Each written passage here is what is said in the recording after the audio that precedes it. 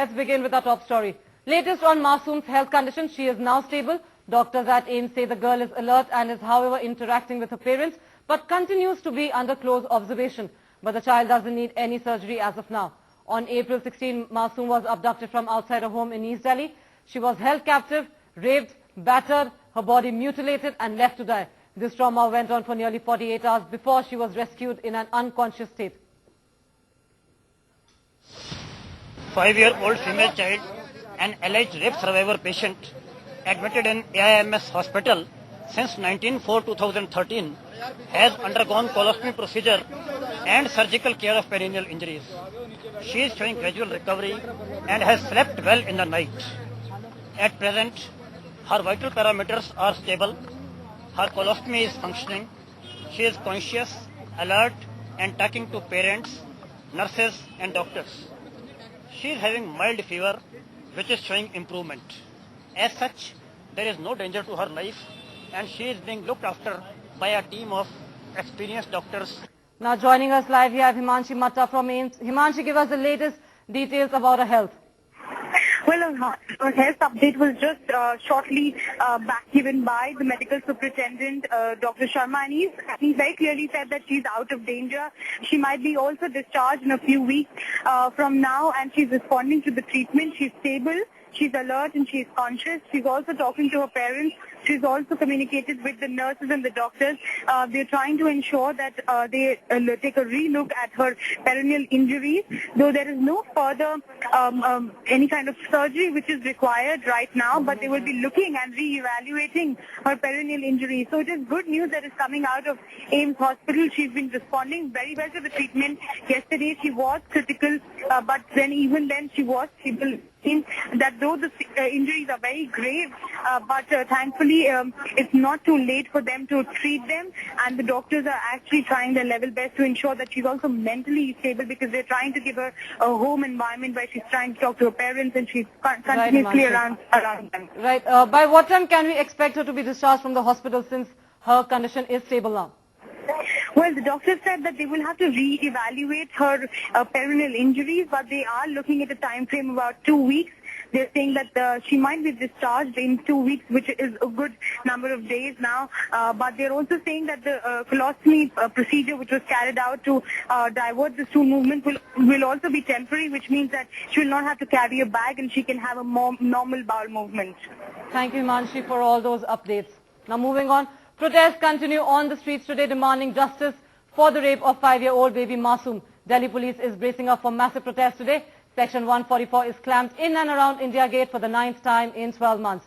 On Saturday, hundreds of people blocked police headquarters and Home Minister's residence, demanding justice for the 5-year-old rape survivor Masoom. Protesters even spent the night outside police headquarters chanting for the resignation of Delhi Police Commissioner Neeraj Kumar. This morning, a crowd has already started building outside the police headquarters to continue protests. After yesterday's protest over the rape, security at the Union Home Minister Sushil Kumar Shinde's residence at Krishna Menon Marg has been beefed up. Extra force is being deployed and double barricading at both ends of the road is being done. Besides that, the police personnel are being briefed not to provoke the protesters and also be sensitive towards the female protesters. As of now, the senior police officials are also monitoring the security at Union Home Minister's residence. With camera person Jena, Shailesh Kumar, News 8 Delhi. We are now joined by Tina Sharma, who is a woman and child activist from our studio. Thank you so much for joining us, ma'am. To begin with you, even you have seen so many protests in the national capital. What do you read of it? Do you think this is going to change the apathy of women or towards children? It is actually changing. I mean, somehow we are thankful to media that media has taken up the issue and it is coming to the people. And apparently, you see a lot of people coming on the streets and voice is actually there. I mean, the raising voice is important. And once you raise voice, I think something's going to change. I mean, this is what we've been expecting.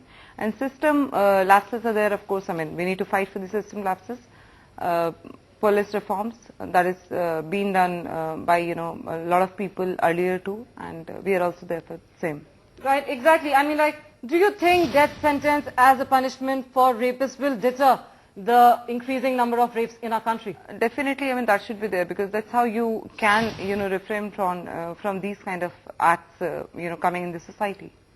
You're right. And is police insensitivity to women's plight the root of such problems? See, it is not women plight. I would say that we should bring equality to the system. I mean, it is not something which is happening to women. It is happening to men also.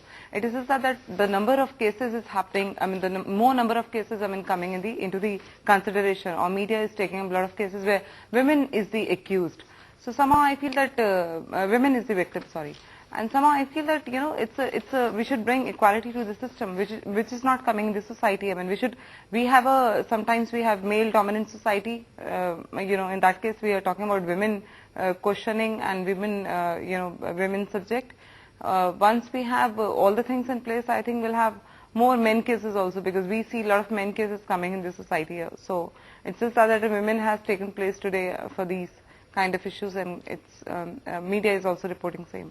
Yeah, right, Seena. And the protesters are also demanding that Neeraj Kumar should be suspended. So do you think his suspension would actually bring any change in the national capital as in terms of the increasing crimes? See, I would say very broadly, and I must underline this, governments are for sending messages to people. We see Barack Obama coming on the platform, connecting with people, and anything happens in country and he comes on the platform, connecting with the people, sympathizing with people. Somehow I feel that our politicians are so unapproachable. I mean, we actually need to approach them very strongly if there's anything happens in the country. People coming on the Jantar Mantar, people coming at the places where 144 is there. So I feel that sacking somebody, of course, send a message, because system has to be strong. Once system is in place, the process is in place, will be more stronger, more fighter, and more on the the positive side of the aspect. Yeah, right. As we all know that Masoom, a small child, has gone through, I feel like she has gone through so much. And apart from the external injuries, I'm sure, she might be facing psychological injuries also. So, what terrible. kind, yeah, exactly. So what kind of help can be provided to her? Like, how should the society behave towards her? See, society is changing today. I would say that society is actually sympathizing with these kind of girls. And if you talk about a child who's just 5 years, I mean, that's horrendous. If I say, I mean, that's horrendous if I think that somebody has done something like this to any girl, be it my daughter, be it your daughter, be it somebody's sister, whatever. I think that has to be, I mean, that has to be, there should be some accountability coming to these psycho people in the system. And there should be awareness programs where these people can be taken care of. These people can be, the reforms can be done. And I must, quote here that our jails, our prisons are for reforms, which is certainly, I mean, sadly it is not happening in jails. I mean, you'll get a higher degree of prisoner while, when they come out. Exactly. So that is how, I mean, the criminal rate is higher if you see the guys coming out of facing one trial or two trials in the jail and they come out. I mean, this is what we've been wondering. Just hold your thoughts there. We are also joined by a child psychologist, Ratna Boli Roy from Kolkata. Thank you so much, ma'am, for joining us. To begin with you, ma'am, the latest medical bulletin says that the girl is out of danger now. So do you think that this is her journey for recovery now?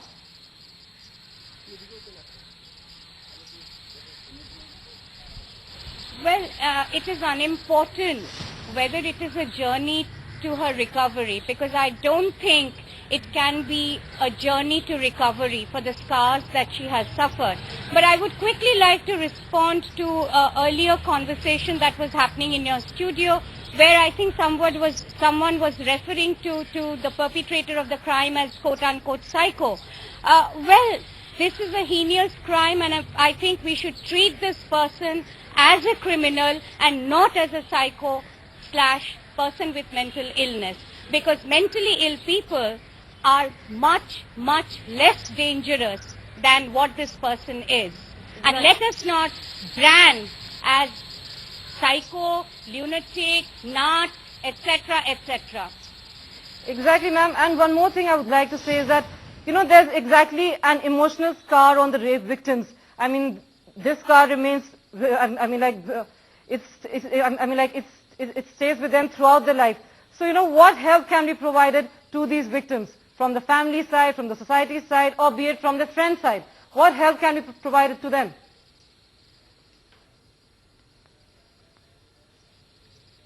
I think we have to reframe it, reframe the question. I don't think it's so much a matter of individual help, because it is a problem which is at the societal level. Therefore, we have to tweak the society in a way so that these heinous crimes do not happen. The savagery and the brutality of the case has shocked us, and I don't know how much can we come on television and speak about this issue, because right now my heart really goes out and wants to be with the family right now in Delhi instead of standing here and giving a bite.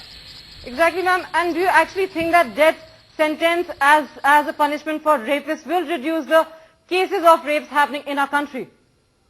Do you actually support capital punishment? No, it will not. Because, no, I don't support capital punishment, because we have already seen that death sentence cannot act as a deterrent to rape. That we have already seen. And there are other nuanced issues which we have to consider before we say that let us agree on death penalty. Because death penalty, the judgment itself, is always on benefit of doubt, because you never know.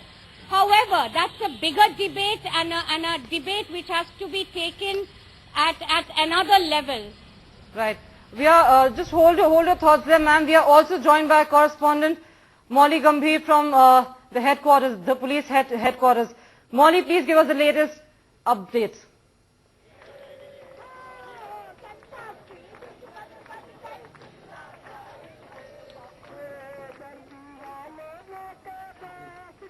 Molly, I'm asking, please give us the latest update on the story. Well, the PHQ protests have, of course, only been building up. The number, as we witnessed earlier on in the morning, had, remained only between 30 to 50. But over here now, the numbers have been building up. The demand, however, is constant, which is, of course, the resignation of the Police Commissioner, Neeraj Kumar, for the inaction in this entire case. Of course, the protesters have also been talking about how they need to see some change on ground as far as police behavior is concerned, since the entire laxity in this entire case has been questioned time and again. Let me just try and show you the kind of agitation which is only building up over here. The protesters, essentially members of the Aam Aadmi Party, have been sloganeering here all throughout from the early hours of morning. The numbers have been building up here. The slogans primarily target the police for inaction and insensitivity in this entire case. Anti-police, anti-Delhi government sloganeering. And the protesters have also, of course, been talking about how they want to see the police commissioner being sacked, and also the ACP, who in fact has slapped the woman protester yesterday. That's also in fact something that has angered the citizens all the more. They are demanding that just mere suspension of the ACP is not enough. They would like to have him terminated, and that's something that the protesters all across the national capital have been talking about. Remember, these protests not confined to just PHQ. They are, of course, spreading all across the national capital. We expect protesters to also gather at India Gate, at Jantar Mantar, to voice similar concerns. And the agitation is, of course, only building up as they are showcasing the same on the streets of Delhi. Right. Molly, just hold your thoughts there and let me get back to my guest, Ratna Boli from Kolkata. Ma'am, tell us one thing. Is police insensitivity to women's plight the root cause of such human acts?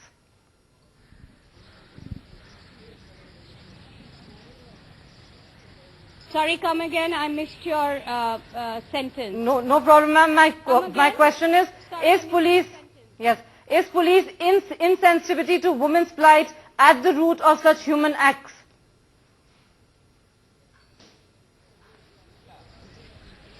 Well, police is just one part of it. I think we have to talk and condemn this entire tamasha by the political leaders.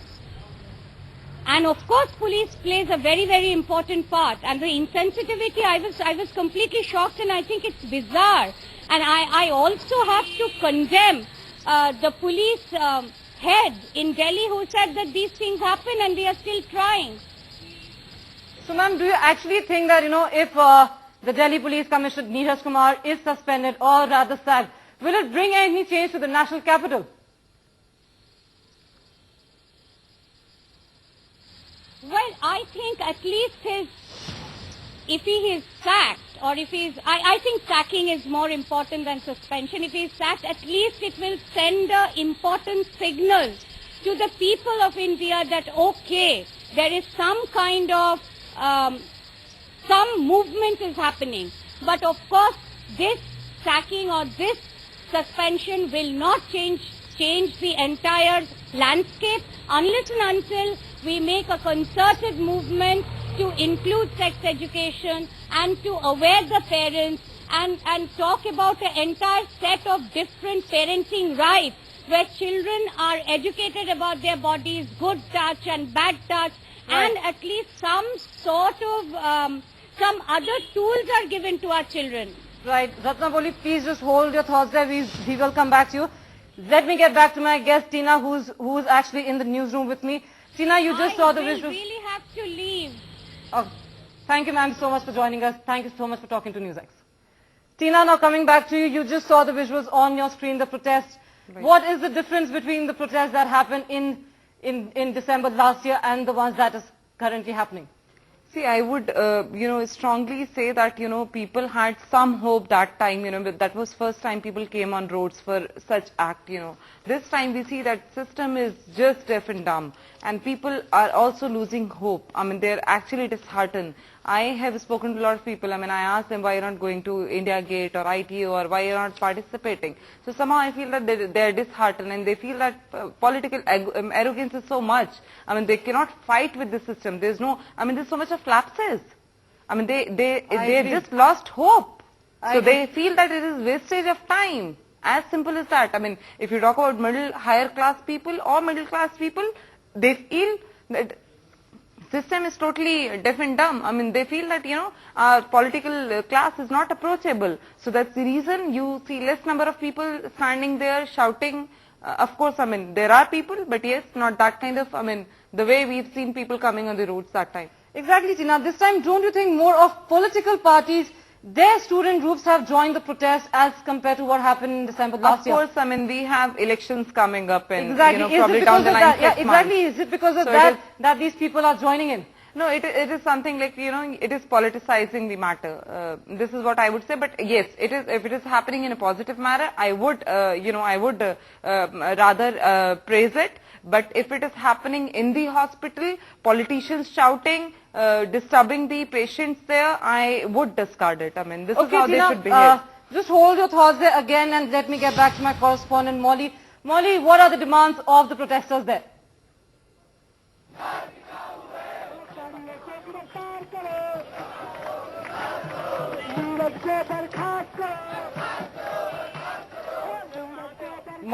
Molly, what are the demands of the protesters there? Well, the demands of the protesters primarily target the police for its inaction. They are, of course, demanding, like I said, the resignation of the top police commissioner, Neeraj Kumar, for the utter lack of sensitivity in this entire matter and how there were several lapses right from the beginning, right from the point where the police, in fact, refused to register the FIR to the allegations that police officials, in fact, tried to buy the silence of the family of the victim with a mere rupees 2,000, following which also the investigation in the entire matter suffered various blows on account of police laxity. And they've also, of course, been targeting the ACP, who in fact slapped a woman protester. They've been asking for his termination, not his mere suspension. That's something that's not gone down very well with the protesters. So clearly, these are the major demands of these protesters, expressing their anger right outside the police headquarters. Right, Molly, thank you so much for updates. Thank you so much for joining us. And thank you, Tina Sharma, so much for joining us and talking to NewsX. And now let's move on.